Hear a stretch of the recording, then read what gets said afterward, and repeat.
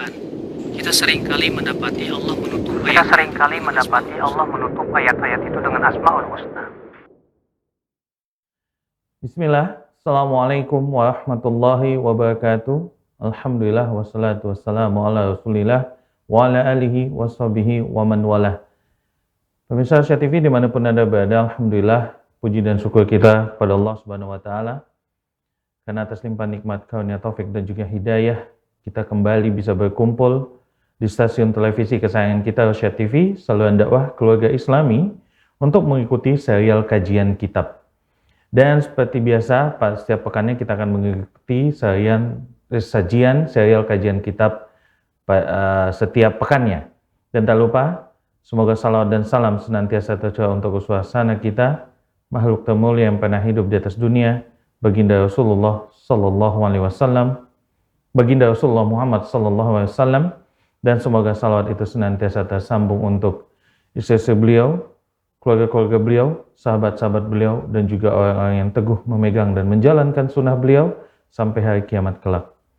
Pemirsa Asia TV dimanapun Anda berada, seperti yang sudah Anda sampaikan sebelumnya, bahwasanya setiap pekannya, insyaallah ta'ala, kita akan mengikuti serial kajian kitab, dan Alhamdulillah, kita sudah masuk pada pertemuan ke-6 di bab Fikih Asmaul Husna, di kitab judulnya Fikih Asmaul Husna, yang insyaallah ta'ala akan dibawakan atau disampaikan oleh guru kita Ustadz Abu Yahya Badussalam LC Hafizahullah Ta'ala. Dan sebelum kajian ini dimulai, perlu kami sampaikan sebelumnya kepada Anda semua, pemirsa Asia TV dimanapun Anda berada, bahwasanya Anda bisa mengikuti kajian ini atau bisa berinteraksi dengan Ustadz untuk memberikan pertanyaan, bisa lewat line telepon di nomor 0822 8888 6630. Kami ulangi di 0822 88886630, dan nomor telepon yang sama juga bisa untuk mengirimkan pesan lewat WhatsApp ataupun bisa lewat SMS. Baik, itu saja informasi yang ingin kami sampaikan, dan Alhamdulillah saat ini kita sudah tersambung dengan guru kita Ustadz Abu Yahya Badussalam LC Hafizahullah Ta'ala, dan ini kita siarkan secara langsung dari kediaman beliau, dan kita streamingkan dari kediaman beliau untuk kita siarkan langsung sehingga bisa hadir di televisi di rumah Anda. Kalau begitu, langsung saja kita luruskan niat bahwasanya kita hari ini menuntut ilmu untuk berharap ridho dan taufik dari Allah, dan semoga Allah mudahkan. Dan karena Ustaz sudah hadir, falyatafaddal maskura Ustaz. Alhamdulillah, wassalatu wassalamu ala rasulillah, Nabiyina Muhammadin wa alihi wa sahbihi wa man walah. Asyhadu an la ilaha illallah wahdahu la syarikalah wa asyhadu anna Muhammadan abduhu wa rasuluh. Qala Allah Ta'ala fi kitabihil karim, ya ayyuhalladzina amanu taqullaha haqqa tuqatih wa la tamutunna illa wa antum muslimun, amma ba'd. Ayyuhal ikhwah, kita melanjutkan kajian Fikih Al-Asma Al-Husna.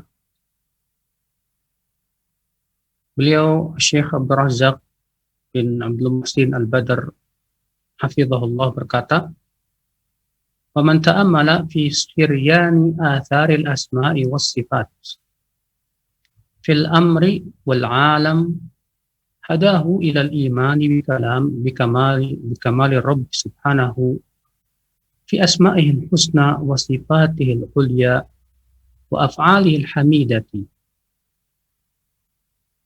Siapa yang memperhatikan tentang pengaruh yang luar biasa dari nama dan sifat, baik dalam perintah ataupun dalam alam semesta ini, maka pasti ia akan mendapat hidayah menuju iman, ya, dengan kesempurnaan sifat Allah Subhanahu wa Ta'ala dan namanya. Demikian pula perbuatan-perbuatannya yang terpuji. Wa annahu subhanahu lahu fi kulli ma qadah wa qaddarahu al-hikmatu al-balighatu wal ayatul bahiratu wa ta'rifatu ila ibadihi bi asma'ihi wa sifatihi. Dan bahwasanya semua yang Allah tentukan, yang Allah takdirkan, itu terdapat padanya pengaruh daripada Asmaul Husna, berupa hikmahnya yang sangat luar biasa dan tanda-tanda kebesaran yang mencengangkan akal manusia,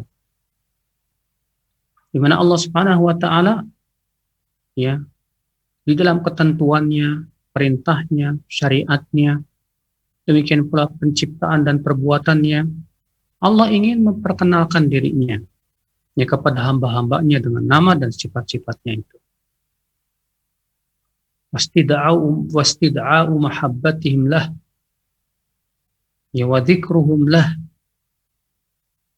Demikian pula ya hal itu bisa menimbulkan rasa cinta kita kepada Allah Subhanahu wa taala dan untuk senantiasa mengingat Allah Subhanahu wa taala.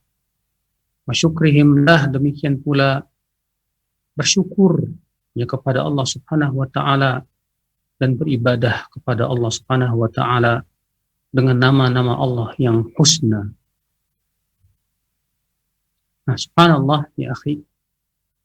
Artinya kata beliau bahwa semua yang menjadi perbuatan Allah ya berupa ketentuan-ketentuannya, takdir-takdirnya, demikian pula syariat-syariat yang telah Allah ya tentukan untuk hambanya, demikian pula berupa perintah, demikian pula larangannya. Itu subhanallah ya akhwat Islam, itu adalah pengaruh daripada nama-nama Allah Subhanahu wa taala ya yang husna. Dan itu tidak lepas dari nama-nama Allah Subhanahu wa taala.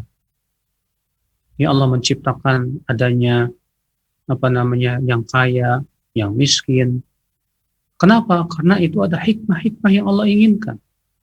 Yang itu berasal dari nama Allah Subhanahu wa taala Al-Hakim.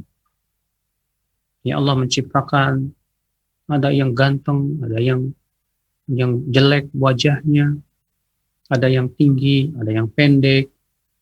Itu berasal dari nama Allah Al-Hakim yang memiliki hikmah.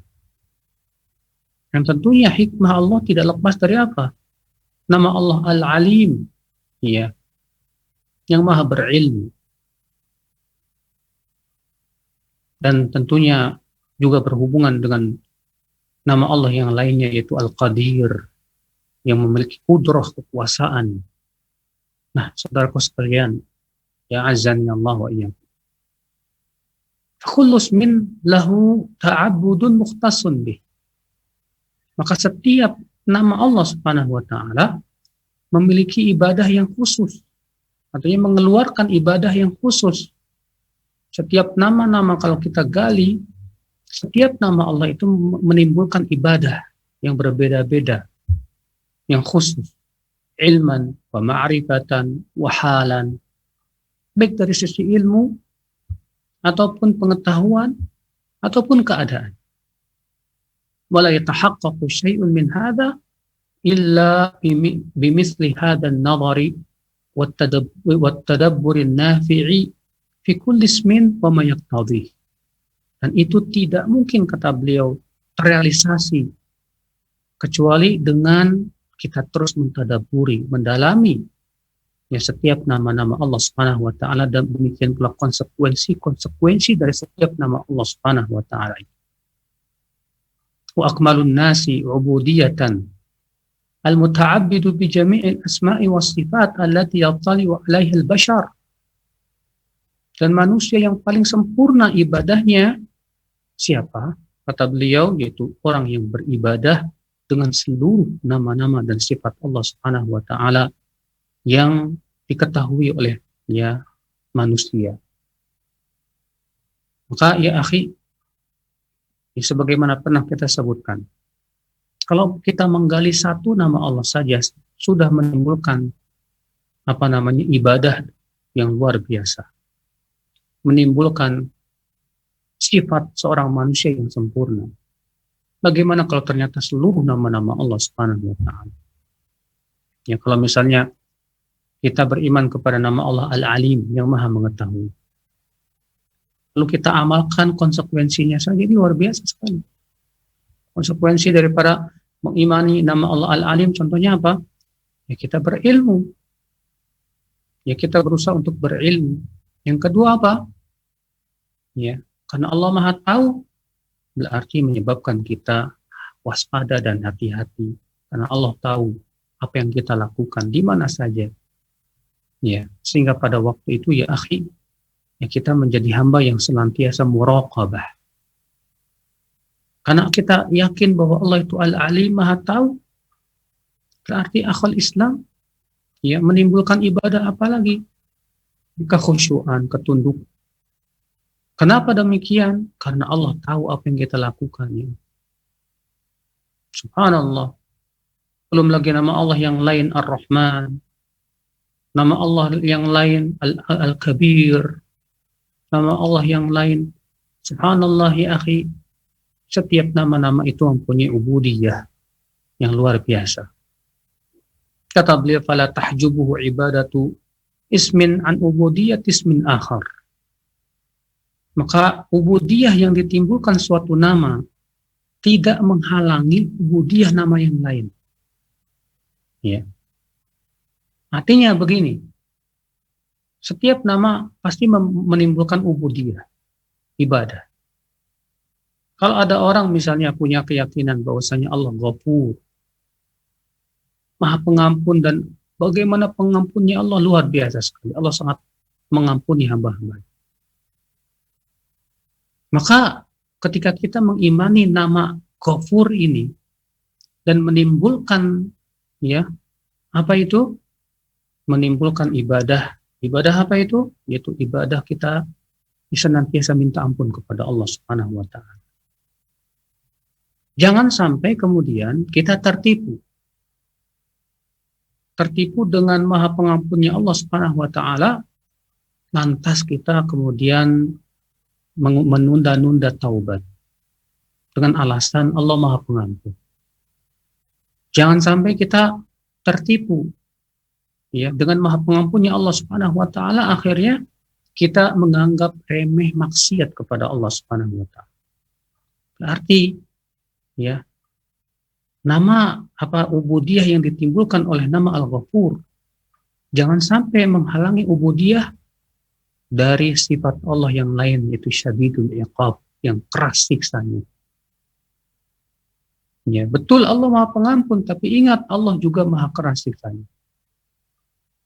Ya, sehingga pada waktu itu akhi, ya, ketika nama-nama itu kita gabungkan di dalam kehidupan kita, sungguh luar biasa dahsyat, menimbulkan kekuatan dan ibadah yang sangat sempurna sekali. Kaman yahjubuhu ta'abbudu bismil qadir ani ta'abbud bismil halimir rahim. Contoh misalnya kata beliau, ada orang yang beribadah dengan nama Al-Qadir, yang maha kuasa. Ya. Kaman yahjubuhu, seperti orang yang terhalang ya ibadahnya dia kepada Allah yang Qadir dari ibadah dia dengan nama Allah Al-Halimur Rahim.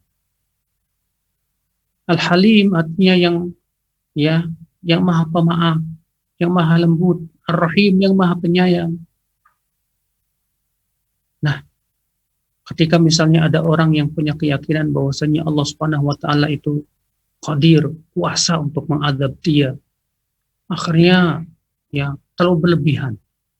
Akibatnya ia putus asa dari rahmat Allah Subhanahu wa taala karena saking berlebihan rasa takutnya itu. Karena dia beriman kepada Al-Qadir yang berkonsekuensi kepada ibadah takut kepada Allah Subhanahu wa taala. Nah, ya, berarti kita harus beriman kepada nama Allah yang lain supaya seimbang. Apa itu? Yaitu bahwasanya Allah itu Rahim, penyayang kepada hambanya. Allah itu Al-Halim, pemaaf. Ya, Allah itu maha lembut kepada hamba-hambanya. Sehingga pada waktu itu akhi, iman kita kepada Al-Qadir ya tidak menghalangi iman kita kepada Al-Halim, Ar-Rahim. Sehingga terkumpullah pada diri kita dua ibadah yang agung, ibadah takut dan ibadah berharap kepada Allah Subhanahu wa taala. Sehingga ibadah takut dan ibadah berharap ini seimbang. Au yahjubu ubudiyatu ismil mu'ti an ubudiyati ismil mani'. Demikian pula ubudiyah, ibadah yang ditimbulkan dari nama Allah Al-Mu'ti. Al-Mu'ti artinya memberi. Jangan sampai menghalangi ubudiyah yang ditimbulkan dari nama Allah Al-Mani. Al-Mani itu tidak memberi. Ya. Karena Allah memberi kepada siapa yang Allah kehendaki. Allah pun juga tidak memberi kepada siapa yang Allah tidak kepada siapa yang Allah kehendaki. Semua itu tidak lepas dari hikmahnya yang agung. Ya. Jangan sampai kemudian kita beriman kepada Al-Mu'ti, tapi kemudian tidak beriman kepada Al-Mani. Atau kita beriman kepada nama Al-Mani, tapi tidak beriman kepada Al-Mu'ti. Hanya karena misalnya kita berdoa, nggak dikasih-kasih sama Allah Subhanahu wa Ta'ala, akhirnya kita hanya beriman, oh berarti Allah itu Al-Mani, nggak mau ngasih. Ya, padahal Allah punya nama Al-Mu'ti yang memberi. Ya, ketika kamu nggak dikasih sama Allah, sebetulnya Allah ingin memberi. Ya, ketika kamu berdoa, ya Allah, terus nggak dikasih sama Allah, sebetulnya Allah ingin memberi. Allah tidak memberi karena ingin memberi. Ya, Allah tidak memberi yang kamu minta, karena Allah ingin memberi sesuatu yang lain yang lebih baik dari yang kamu minta. Ya. Awit ta'abbud bi asma'it tawaddud wal bar wal luth wal ihsan an asma'il adl wal jabarut wal 'azamah wal kibriya wa nahwi dzalik. Demikian pula ibadah yang ditimbulkan oleh nama Al-Bar, yang maha berbuat baik, wal latif, yang maha lembut, wal ihsan, dan berbuat kebaikan kepada hamba-hambanya. Maka ibadah seperti yang ditimbulkan dari nama ini, ya jangan sampai menghalangi ibadah yang ditimbulkan oleh sifat Allah yang maha adil. Ya, sifat Allah Subhanahu wa Ta'ala Al-Jabbar, ya, Al-Azim, yang maha agung, wal kabir, yang maha besar. Karena sesungguhnya nama-nama tersebut tidak saling bertabrakan, ya akhwat Islam. Wa hadhihi, kata beliau, tariqatul kummal minas sairina ila Allah. Ini adalah merupakan cara beribadah orang-orang yang sempurna dari orang-orang yang sedang berjalan menuju Allah Subhanahu wa Ta'ala. Wa hiya tariqatun mushtaqqatun minal Qur'anil Karim. Ya, qala Allah Ta'ala walillahil asma'ul husna fad'uhu biha. Inilah tata cara yang diambil dari Al-Qur'an. Itu firman Allah dalam surat Al-A'raf ayat 180. Walillahil asma'ul husna. Milik Allah lah nama-nama yang baik. Fad'uhu biha. Maka beribadahlah kamu, berdoalah kamu dengan asma'ul husna tersebut. Ya. Apa maksudnya berdoalah kamu dengan asma'ul husna? Kata beliau, wa du'a'u biha yatanawalu du'a'al ibadati wa du'a'at thana'i wa du'a'at ta'abbudi. Doa yang dimaksud dalam ayat ini, berdoalah kamu dengan nama-nama Allah Subhanahu wa Ta'ala yang husna, itu mencakup doa meminta, mencakup juga doa memuji, mencakup juga doa ta'abbud, itu beribadah kepada Allah Subhanahu wa Ta'ala. Wa huwa subhanahu yad'u ibadahu ila an ya'rifuhu bi asma'ihi wa sifatihi. Maka dia Allah Subhanahu wa Ta'ala menyeru hamba-hambanya untuk mengenal nama dan sifat-sifat Allah Subhanahu wa Ta'ala. Wa yuthnu alaihi biha wa ya'khudhu bihadhihi min ubudiyatiha. Ya. Dan agar hamba-hamba itu memuji Allah dengan nama-nama Allah tersebut, dan agar hamba-hamba tersebut berusaha untuk mengambil bagian ibadah dengan nama-nama Allah Subhanahu wa Ta'ala tersebut. Allah menyuruh kita kepada hal itu, akhi. Kenapa? Karena itu untuk kebaikan kita, bukan untuk keuntungan Allah. Allah tidak diuntungkan sama Allah tidak diuntungkan oleh ibadah kita, tapi ibadah yang kita lakukan itu untuk keuntungan diri kita. Karena hamba yang melaksanakan ini, akhi, dia menjadi hamba yang sempurna, dan itu adalah memberikan kepada dia keuntungan dunia dan akhiratnya. Wa huwa jalla wa ala yuhibbu asma'ahu wa sifatihi wa yuhibbu zuhura athariha fi khalqihi.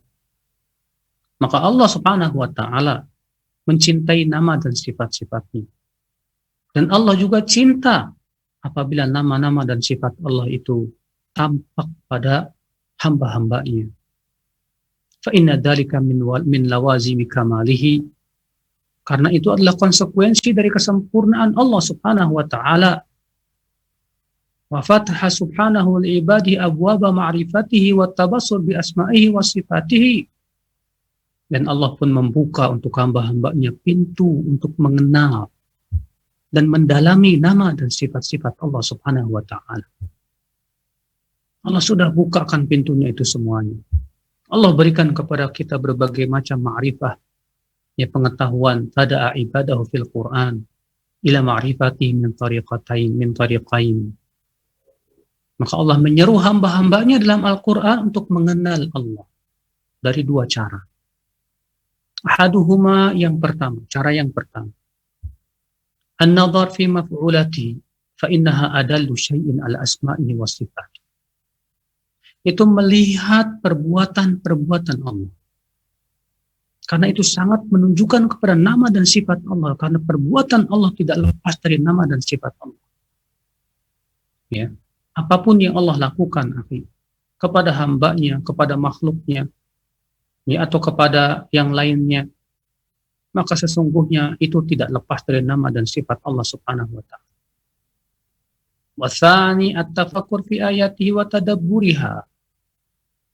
Kemudian cara yang kedua yaitu dengan memikirkan ayat-ayat Allah dan mentadabburi. Maka dengan dua cara itulah, saudaraku, kita bisa mengenal betul secara sempurna siapa Allah Subhanahu wa ta'ala. Al-awwal, adapun yang pertama, cara yang pertama yaitu apa? Melihat perbuatan Allah, yaitu tafakkurun fi ayatihil masyhudah, yaitu memikirkan ayat-ayat yang kita saksikan berupa alam semesta ini. Ya, berupa gunungnya, berupa pepohonannya, berupa lautannya, berupa sungai-sungainya. Demikian pula tanah-tanah, bebatuan, dan yang lainnya yang kita saksikan dengan mata kepala. Belum lagi hewan-hewannya dengan bermacam-macamnya. Ya. Itu semua tidak lepas, ya akhwat Islam, dari nama-nama Allah Subhanahu wa ta'ala. Watsani tadabburun li ayatihil matluwah. Adapun cara yang kedua yaitu mentadaburi ayat-ayat yang dibaca, yang berupa Al-Quran dan hadis Nabi Sallallahu Alaihi Wasallam. Kullun minhuma babun wasi'un fi ma'rifati Rabbil Majid wal Ilahil Hamid. Maka semua dari dua cara ini, kata beliau, adalah pintu yang luas, kata beliau, untuk mengenal Allah Subhanahu wa ta'ala yang Maha Agung, mengenal ilah yang terpuji. Fasubhana man ta'arrafa ila khalqihi bi jami'i anwa'il ta'arrufat. Kata beliau, Maha Suci Allah yang memperkenalkan dirinya kepada hamba-hambanya dengan semua macam jenis daripada pengenalan dirinya Allah kepada kita. Untuk apa sih Allah memperkenalkan dirinya kepada hamba-hambanya?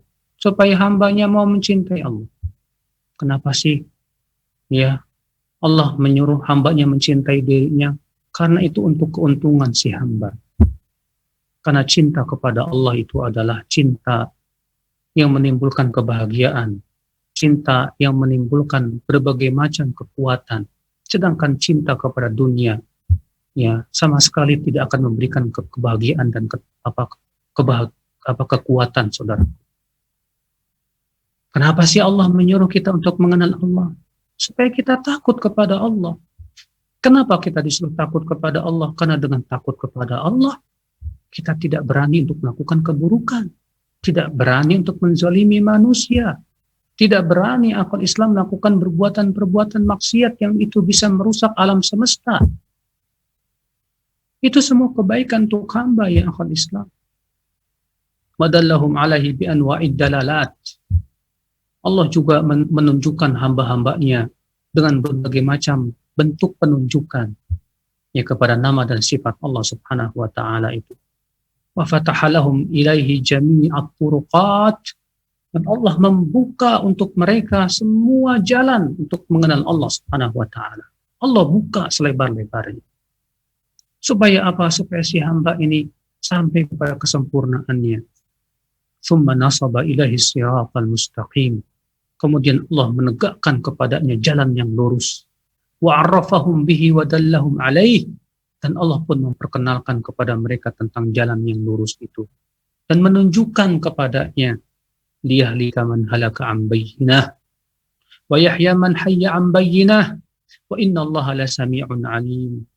Agar binasalah orang-orang yang binasa ya dari keterangan, dan hiduplah orang-orang yang hidup dari keterangan tersebut. Dan sesungguhnya Allah Maha mendengar lagi Maha mengetahui. Subhanallah ya akhal Islam. Ya, maksud ayat ini adanya orang-orang yang binasa, tidak mau mengenal Allah Subhanahu wa taala. Sementara Allah sudah mengutus para rasulnya dan membentangkan jalannya agar mengenal dirinya dan ayat-ayatnya. Tapi kemudian ia berpaling, maka ia binasa. Ada lagi orang yang hidup hatinya dengan mengenal Allah. Hidup hatinya ya akal Islam sehingga menimbulkan ketakwaan dan ketaatan. Sehingga pada waktu itu ia pun mau tunduk dan taat kepada Allah. Dan sesungguhnya Allah mendengar dan Maha mengetahui. Ya. Akal Islam, saudara-saudaraku seiman. Kemudian beliau memberikan sebuah judul baru, yaitu iqtida'u asma'illah li'athariha minal ubudiyah. Itu pengaruh nama-nama Allah terhadap ibadah yang ditimbulkan darinya. Artinya, sudah kita sebutkan tadi ya, bahwa nama-nama Allah Subhanahu wa ta'ala itu menimbulkan ubudiyah. Ya, maka beliau ingin memberitahu kepada kita bahwa setiap nama-nama Allah Subhanahu wa ta'ala itu pasti akan memberikan efek yang luar biasa dan menimbulkan ubudiyah. Beliau berkata, inna asma Allahil husna wa sifatihil ulya muqtadiyatun li athariha min al-ubudiyyati wal amri iqtida'aha li athariha min al-khalqi wat taqwini. Sesungguhnya nama-nama Allah Subhanahu wa ta'ala yang husna dan sifatnya yang tinggi itu berkonsekuensi kepada pengaruhnya berupa ibadah. Demikian pula berpengaruh kepada perintah. Ya. Sebagaimana itu berpengaruh dari sifat Allah sebagai pencipta. Waqad madha al-hadits an iqtidaiha li athariha min al-khalqi wat taqwin. Dan sudah kita pernah bicarakan sebelumnya tentang pengaruh dari nama sifat Allah yang Maha menciptakan itu. Wal hadits huna fi iqtidaiha li athariha min al-ubudiyyah. Namun pembicaraan kita sekarang ini, kata beliau, tentang pengaruhnya yang bisa menimbulkan ibadah. Contohnya ibadah apa? Al-khudu, ketundukan. Wadzul, ya. Wadzul yaitu seorang hamba benar-benar tunduk dan patuh. Al-khudu, ketundukan. Adzul, kepatuhan. Wal khusyu', demikian pula ibadah khusyu'. Wal inabah, ibadah kembali kepada Allah. Wal khasyah, ya, yaitu ibadah takut yang disertai dengan ilmu. Wal rahbah, ar-rahbah yaitu rasa takut yang disertai dengan lari dari yang kita takuti. Wal mahabbah, dan ibadah cinta. Wat tawakkul, dan tawakal kepada Allah. Wa ghairi dzalika, dan ibadah-ibadah yang lainnya dari ibadah-ibadah yang luar biasa, baik yang tampak maupun yang tidak tampak, saudaraku sekalian. Subhanallah, saudaraku seiman. Fa inna kulla ismin min asma'illah wa kulla sifatin min sifatihi lahu ubudiyyatun khassah. Karena sudah kita sebutkan juga tadi, dan kembali di sini beliau mengulangi bahwa setiap nama dan sifat Allah itu memiliki ibadah yang khusus.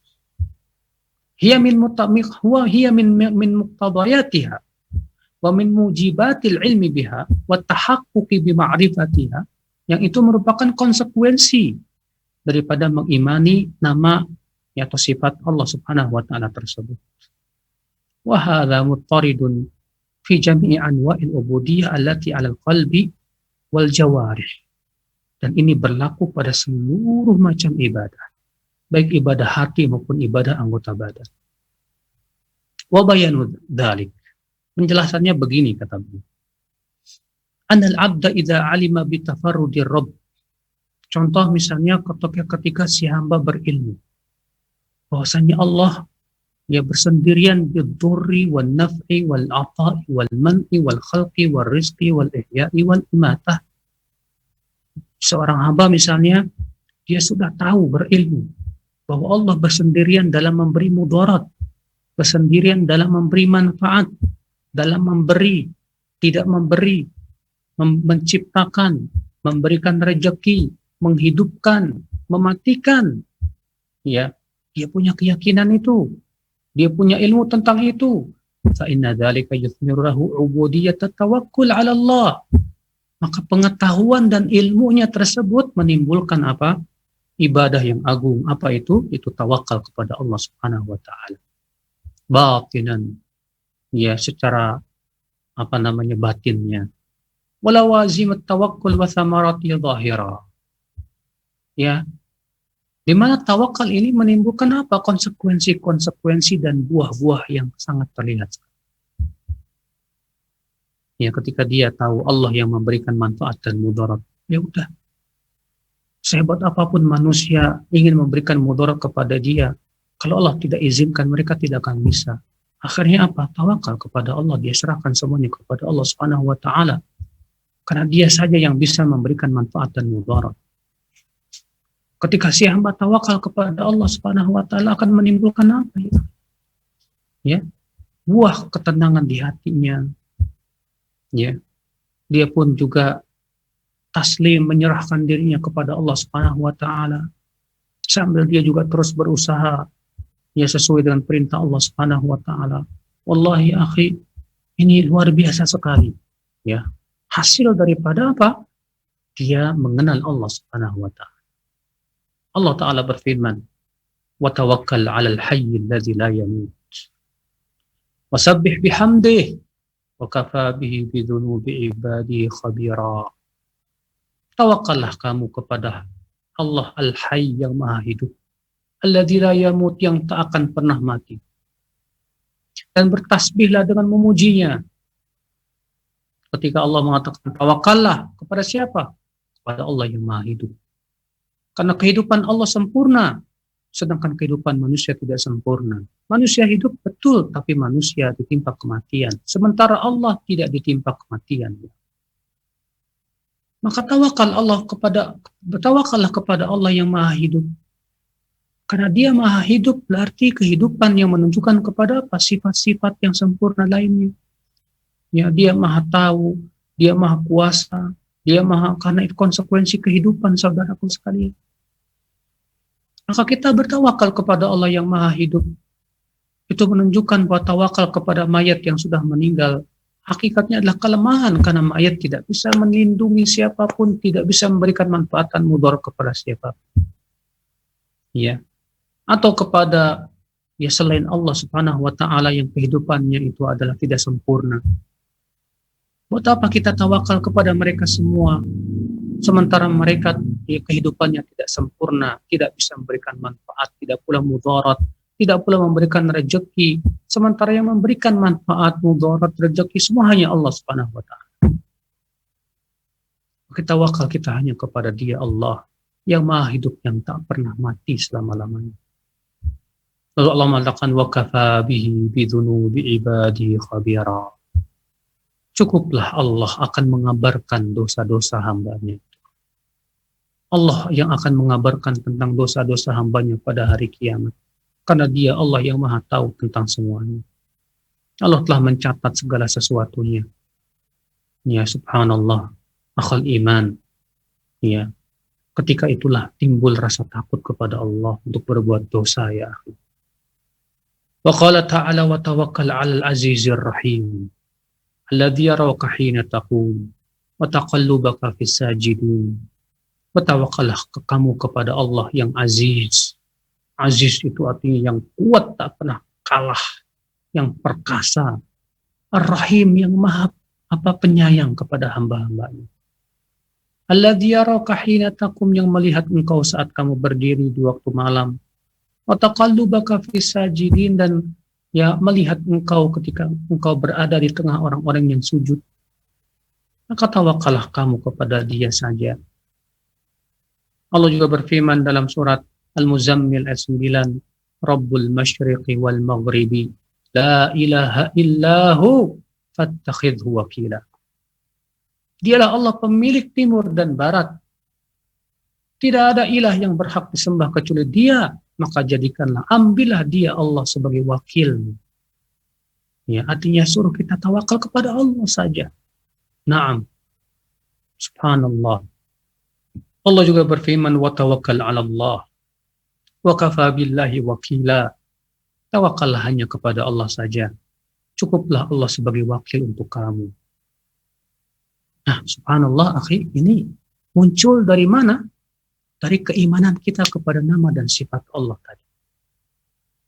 Contoh lain kata beliau, wa idza 'alima al-'abdu bi anna Allah sami'un basirun 'alimun la yakhfa 'alaihi mithqalu dzarratin fis samawati wal ard wa annahu ya'lamu sirra wa akhfa wa ya'lamu kha'inatal a'yuni wa ma tukhfi as-sudur wa annahu tabaraka wa ta'ala ahata bi kulli syai'in 'ilma wa ahsa kulli syai'in 'adada faman 'alima biittila'illahi 'alaihi wa ru'yatihi lahu wa ihatatihi bihi fa inna dzalika yuthmiru lahu hifdzal lisan wal jawarih wa khataratil qalb an kulli ma la yurdillah wa ja'ala ta'alluqati hadhihi al-a'dha bima yuhibbuhu Allah wa yardah.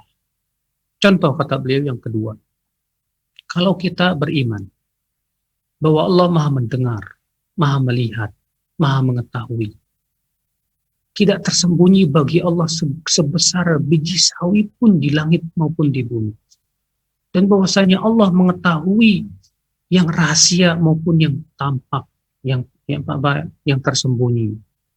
Allah pun tahu mata yang berkhianat dan yang disembunyikan di dada manusia. Dan bahwasanya Allah ilmunya meliputi segala sesuatu. Dan bahwasanya semua Allah sudah hitung semuanya. Maka siapa yang punya keyakinan ini, bahwa Allah Maha tahu, dan bahwa Allah melihat, bahwa Allah Subhanahu wa Ta'ala mengetahui, maka itu akan menimbulkan buah. Apa buahnya? Menjaga lisan, menjaga anggota badan, menjaga pikiran, hati, untuk memikirkan sesuatu yang tidak diridhai oleh Allah Subhanahu wa Ta'ala.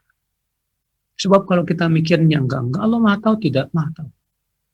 Kalau kita mengucapkan kata-kata yang buruk, Allah yang Maha tahu, tidak, Allah Maha tahu. Kalau kita melakukan perbuatan yang tidak baik, Allah melihat, tidak, ya jelas Allah Maha melihat. Kalau begitu, ya kita berusaha untuk menjaga lisan kita, menjaga perbuatan kita, menjaga pikiran-pikiran kita. Wa ja'ala ta'alluqati hadhil a'dha, dan menjadikan anggota tubuh kita ini berhubungan dengan apa yang Allah cintai dan ridha.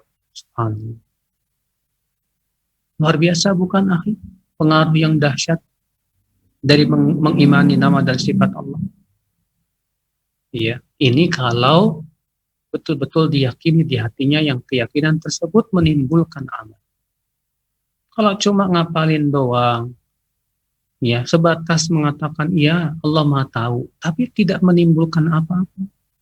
Buat apa pengetahuan seperti itu? Allah Maha tahu tapi maksiat jalan terus, ajib. Ya, kamu yakin tidak Allah keras siksa? Yakin sih. Tapi kenapa kamu tidak takut kepada Allah? Buat apa kamu mengimani itu? Ternyata tidak menimbulkan rasa takut kepada Allah. Berarti ilmu kamu tidak manfaatnya. Ya. Tentunya saudaraku, mengenal nama Allah tujuannya adalah supaya menimbulkan ibadah-ibadah yang luar biasa tadi. Allah Ta'ala berfirman, Alam ya'lam bi anna Allah yara. Apakah dia tidak tahu bahwasanya Allah melihatmu?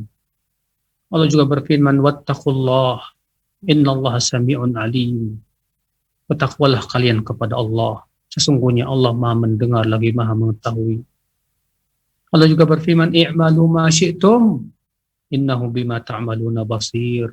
Silahkan kamu melakukan apa yang kamu mau, tapi ingat Allah melihat apa yang kamu lakukan itu. Iya. Allah juga berfirman, wa'lamu annallaha ya'lamu ma fi anfusikum fahdharuh. Ketahuilah bahwasanya Allah mengetahui apa yang ada pada diri kamu, pada hati kamu. Maka waspadalah kamu. Bayangkan akhi, kalau gerak-gerik kita saja diwaspadai oleh Intel, atau kita berada di sebuah ruangan yang penuh CCTV, banyak CCTV-nya memperhatikan kita, setiap gerak-gerik kita diperhatikan, ya, apa yang kita lakukan kita akan berhati-hati. Bagaimana Allah Subhanahu wa taala ini, dia Allah Maha tahu sampai-sampai yang terbetik di hati kita, yang dipikirkan oleh pikiran kita, Allah Maha tahu. Seharusnya kita lebih, ya akhi, hati-hati lagi. Makanya Allah mengatakan, wa'lamu annallaha ya'lamu ma fi anfusikum fahdharuh. Ketahuilah bahwasanya Allah mengetahui apa yang ada pada diri kamu, maka waspadalah. Fala raiba anna hadzal ilma yurithu fil 'abdi khasyatallah wa muraqabatahu wal iqbal 'ala ta'atihi wal bu'di an manahi. Maka tidak ragu lagi, kata beliau, ya, ilmu tentang nama-nama dan sifat Allah tadi menimbulkan rasa takut kepada Allah, menimbulkan muraqabah, merasa diawasi oleh Allah Subhanahu wa taala, menimbulkan iqbal ala ta'atihi, untuk senantiasa menaati Allah dan menjauhi larangan-larangan Allah Subhanahu wa taala. Subhanallah ya akhal Islam. Berkata Ibnu Rajab, rawada rajulun imra'atan fi falatin laylan fa'abat. Faqala laha man yarana illa al-kawakib. Faqalat fa'aina mukawkibuha. Ada seorang laki-laki merayu seorang wanita di sebuah padang pasir suatu malam. Ya. Maka si wanita itu enggan untuk melayani si laki-laki tersebut. Lalu kemudian laki-laki itu berkata, kan nggak ada yang lihat kita, cuma bintang-bintang aja kok yang lihat. Apa kata si wanita? Lalu di mana pencipta bintang-bintang itu? Allahu Akbar.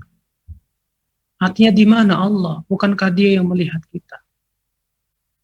Kalau manusia tidak yang melihat kita, tapi Dia, Allah Subhanahu wa taala, pencipta manusia, yang melihat kita.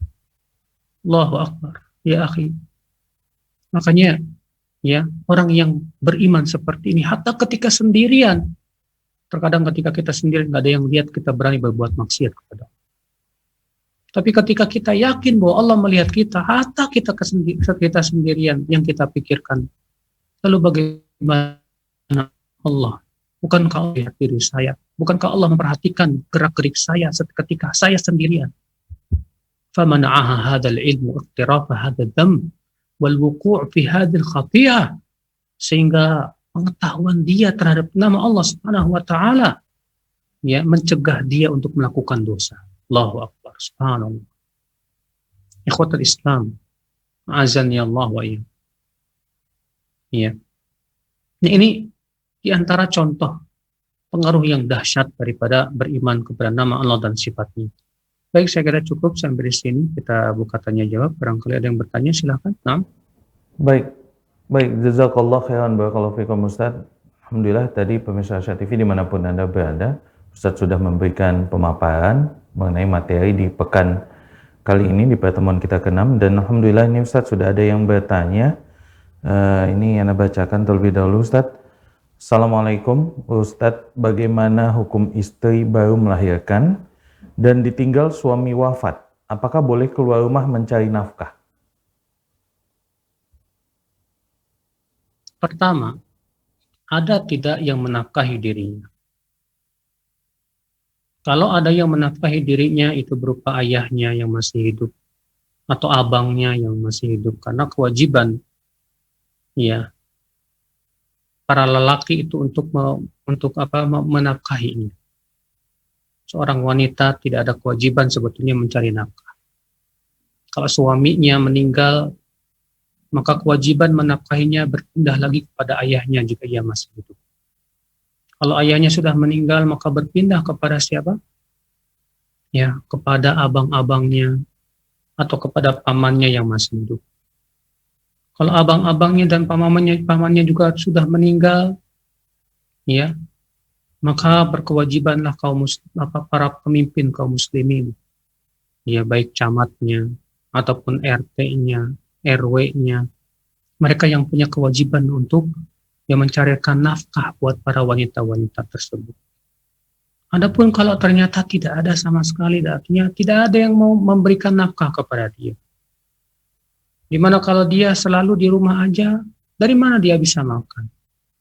Maka tentu keadaan seperti ini darurat. Wa darurat tubihul mahdurat. Sesuatu yang darurat membolehkan perkara yang terlarang. Maka kalau memang keadaannya dia tidak ada yang menafkahi sama sekali, mengharuskan dia harus mencari nafkah, silahkan keluar. Ya, sebatas untuk mencari nafkah untuk makan kehidupan dirinya dan anak-anaknya. Demikian. Nah. Baik Ustaz, jazakallah khair. Mudah-mudahan tadi bisa menjawab pertanyaan pemirsa Syah TV, dan kami ingatkan bagi antum semua yang ingin berinteraksi lewat line telepon, silakan untuk menelpon di 0822 8888 6630. Kami ulangi sekali lagi 0822 8888 6630. Dan kita akan masuk ke pertanyaan selanjutnya.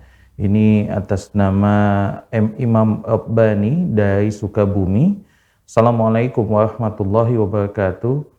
Ustadz, di sekolah saya, ana disuruh guru ana untuk menyanyikan Asmaul Husna. Yang saya ingin tanyakan, apa hukum menyanyikan Asmaul Husna? Jazakallahu khairan. Ya akhi, sebutkan dalam hadis, ya, ma adinallahu ma adina minal ghina illa liqur'an kama qala. Allah hanya mengizinkan, ya, memertukan suara itu untuk membaca Al-Quran saja. Adapun yang lainnya maka tidak disyariatkan untuk menyanyikan, baik itu sholawatan ataupun Asmaul Husna, ya, maka semua itu tidak disyariatkan untuk dinyanyikan. Ya, maka dari itu, ya, tidak ada contohnya Rasulullah dan para sahabatnya menyanyikan Asmaul Husna.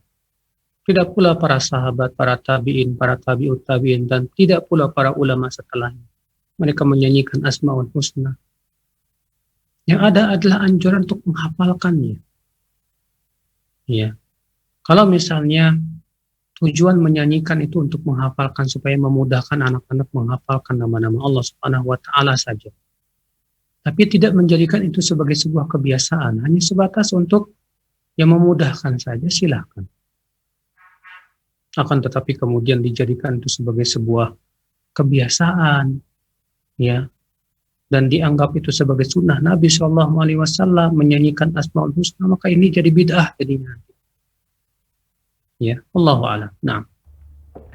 Baik, jazakallah khair Ustaz, barakallahu fikum. Dan kita akan coba menyapa salah satu pemirsa Syah TV dari kota Sidoarjo di line telepon dengan Ibu Erni. Assalamualaikum warahmatullahi wabarakatuh, Ibu Erni.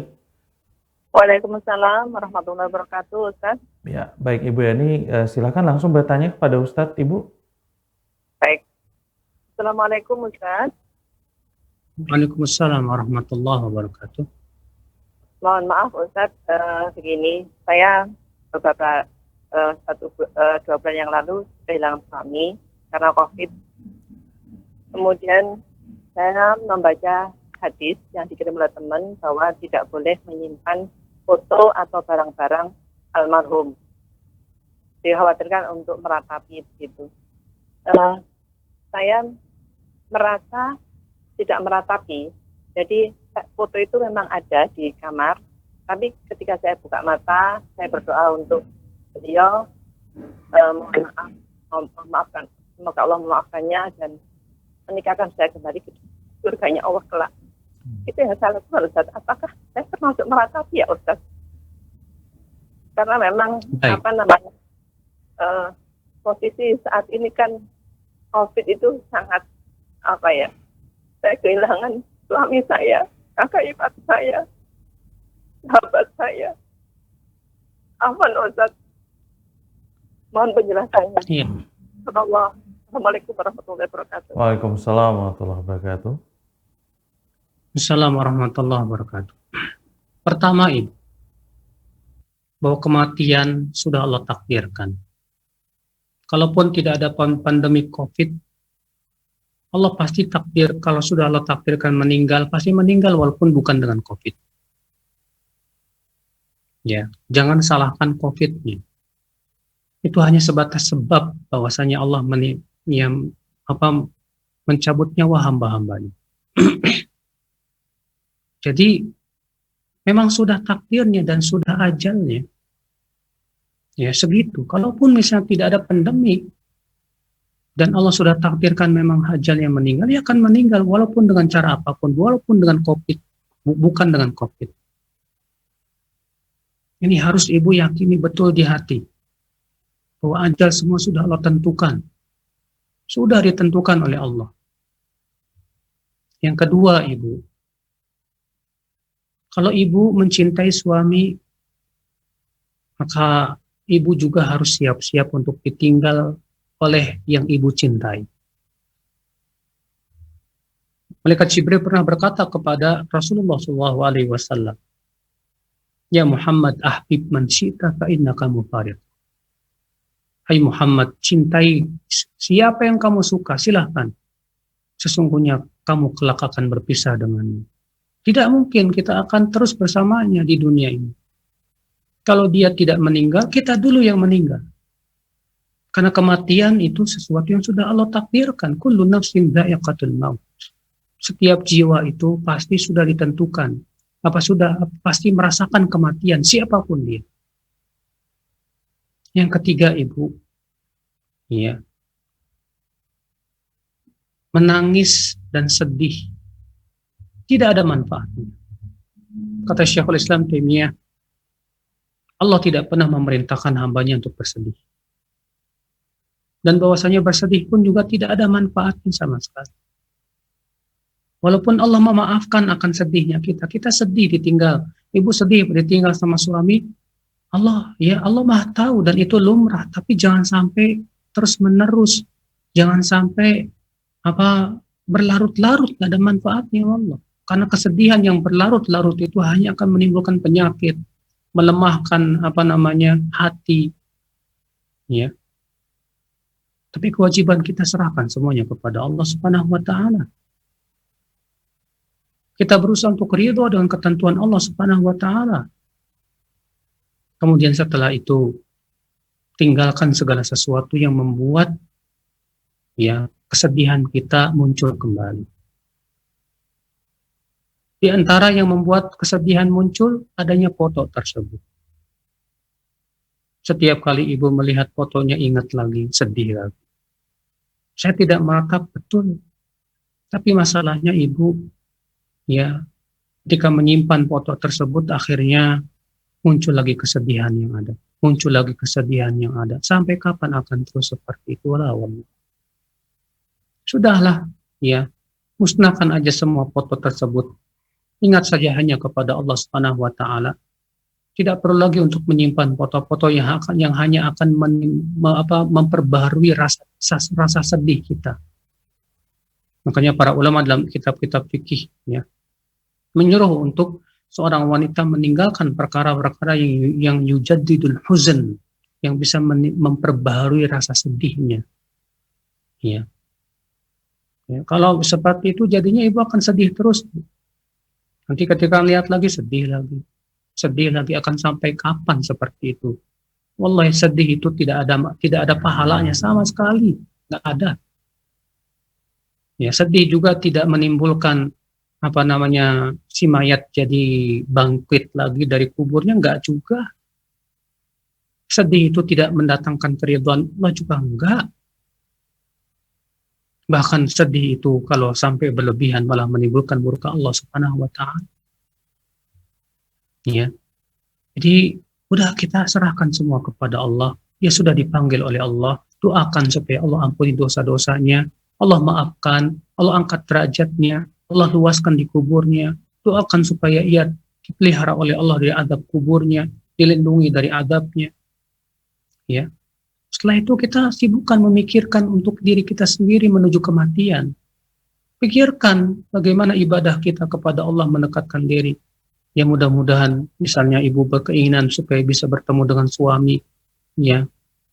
Maka segeralah kita bersiap-siap diri dengan amalan saleh yang bisa mendekatkan diri kepada Allah supaya kita ketika meninggal, kita meninggal di atas kebaikan.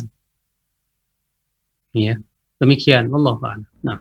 Baik Ustaz, jazakallah khair Ustaz, barakallahu fikum. Dan pemirsa Syah TV, karena waktu juga yang terbatas, maka kami mohon maaf jika ini adalah pertanyaan terakhir.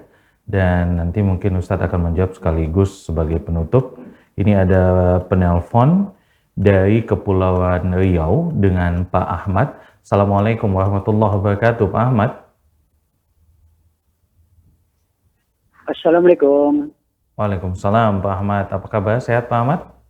Alhamdulillah sehat. Baik, Pak Ahmad silakan langsung bertanya kepada Ustadz, Pak Ahmad. Ya. Pertanyaan saya Pak Ustaz, masalah Fatihah. Jadi ada suatu imam membaca Fatihah itu membaca Bismillahirrahmanirrahim itu A'udzubillahi minasyaitonirrajim. Satu. Kedua, siratal lazi itu berarti merubah huruf. Apa sahda imam Jumat itu sebagai makmum. Jadi saya sudah mengkaji juga sebanyak ustaz yang lain, saya bertanya, katanya ya maka batalah sholat Jumatnya itu imam membaca siratal lazi atau membaca Bismillahirrahmanirrahim atau A'udzubillahi minasyaitonirrajim. Itu kan hurufnya kan ditukar. Maksudnya gimana Pak? Si imam ini tidak baca basmalah? Ya, imamnya membaca Bismillahirrahmanirrahim. Sudah itu dia membaca Al-Fatihah itu waktu dia membaca siratal lazi.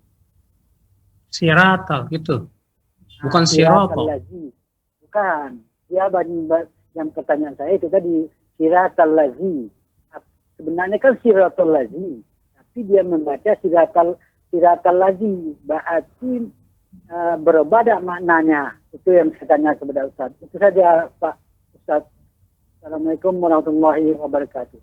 Baik, terima kasih Pak Ahmad di Kepulauan Riau. Tafadhol Ustaz. Baik Bapak. Ketahuilah akhi, ya. Apabila seorang imam membaca surat Al-Fatihah namun kemudian bacaannya tidak fasih dan berakibat kepada perubahan makna, maka pendapat jumhur para ulama, ya, mayoritas ulama mengatakan bahwa salatnya itu rusak. Kalau sampai kepada perubahan makna. Ya, kalau sampai kepada perubahan apa? Makna. Adapun kalau tidak sampai kepada perubahan makna, maka ini sah salatnya. Sebuah contoh tadi siratal ladzina, harusnya begitu kan? Kemudian si imam ini membaca dengan karena dia terpengaruh logat daerahnya. Siratal. Maka kalau pengucapannya masih ro tapi dibacanya jadi a, sirat, ya, dan to-nya benar, maka sebetulnya itu tidak merubah makna. Berbeda kalau to-nya berubah jadi ta, sirata, ya, sehingga berubahnya pasti fatal itu. Tapi kalau to-nya benar, sirato, cuma ro-nya aja agak miring ke a, sirato, maka ini tidak merubah makna. Ya.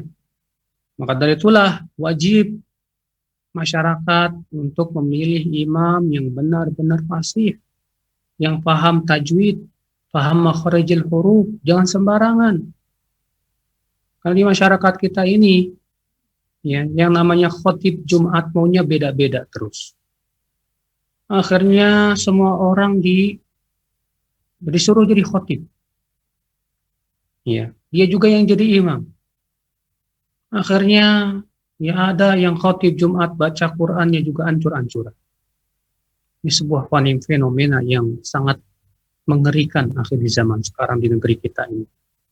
Sementara di zaman dahulu yang menjadi khatib Jumat tidak sembarangan. Ya, yang menjadi imam itu benar-benar sudah teruji. Maka dari itulah ya, kewajiban kita adalah untuk tidak sembarangan di dalam memilih imam. Ya.